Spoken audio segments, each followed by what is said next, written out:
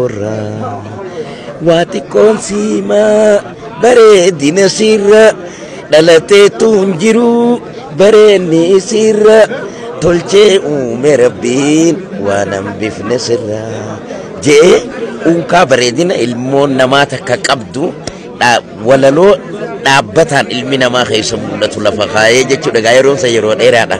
Saniin booda immoo katti na beekan sirbaa michuu baay'een qabaa ju'uuni na beekan.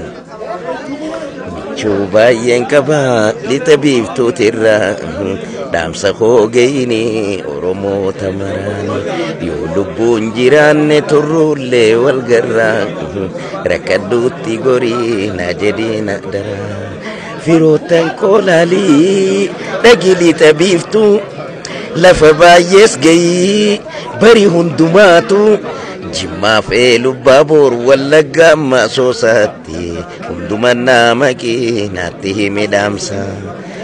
Kayuudhaan gaabbee kun namuun dadhabeega hadaraa kee abbee sirba kanaan na beeyti jechuudha. Oromoon galanne keessatti afran qalloo namni dubbii hedduu beekoo nama dura dubbate dubbii namarraa fixaa jedhani yoo nama booda dubbate immoo namarraa balleessaa jette Oromoon.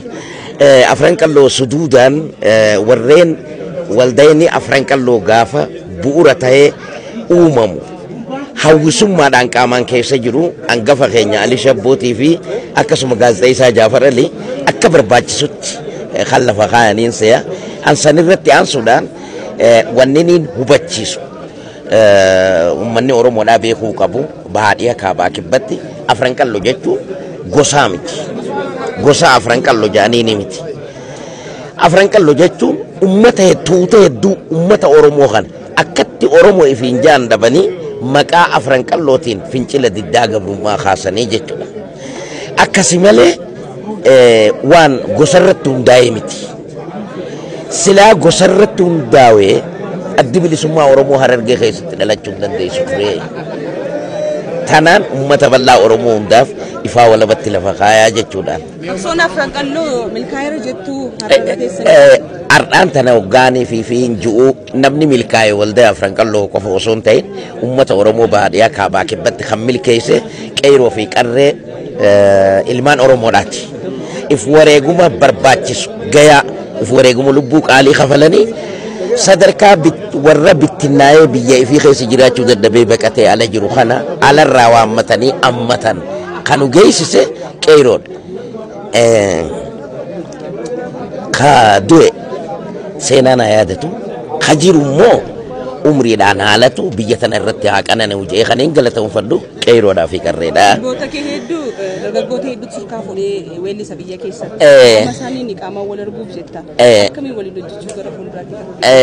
Maal seetaa heera hogbarruudhaati jira. Yesina suufii gigaatoocha waan jaantu jira. Sirbi tokko sirbamee ji'a jahaan booda amata lamaan boodatti yookaas amata tokkoo fi ji'a jahaan boodatti abbaa afaan sanii abbaa aadaa sanii katee hundinuu sirbuudhaaf mirga qaba irra deebisee na caalchisee sirbuudhaaf mirga qabaa jechuudha. Namni immoo artistoota Oromoo walitti buusuuf sirba kee kana si harkaa fuudhanii sirbanii ati hoo boru maal sirbu teessaa jechuudhaan artistoonni akka waltajjii irratti wal komatu godhan kun ol guddina dagaagina aadaa fi afaaniitii irratti rakkoo guddaa qabaa jechuudha. Akka itti baatan hin yaadatu gaaf dura biyya kana.